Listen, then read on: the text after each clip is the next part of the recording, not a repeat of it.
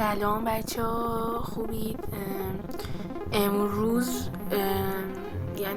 که من فهمیدم حدود دیروز پریدینا یا کنم تو این هفته اکتیویژن یه کاری کرده میتونی 3 روز AK117 که این همه دنبالشیم و 500 تا پازل میخواد و 3 روز بهمون بده. بعد اگه مثلا چند روز لاگین کنی تو بازی یه 50 CP هم کنارش میتونی بگیری.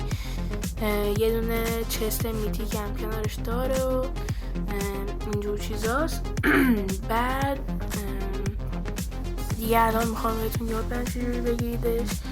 امیدوارم که لذت ببرید. لایک، ساب، کامنت هم فراموش نشه. خب اینجا میری توی سیلز. خب بعد که رفتی توی سیلز، اونجایی که نوشته این یکی نه، اونجایی که نوشته لاگین پس رفتی توش.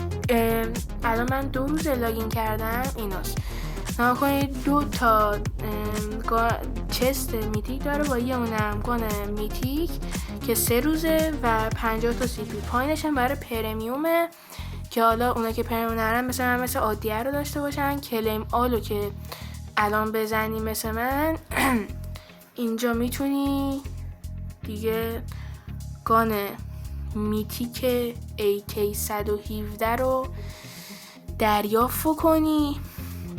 بعد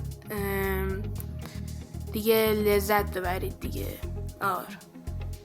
من اینجا اومدم چسته رو بزنم. چستم به هم چیز خاصی نداد، گفتم اول امیدوار داشتم بعد 3 تا داد دیگه.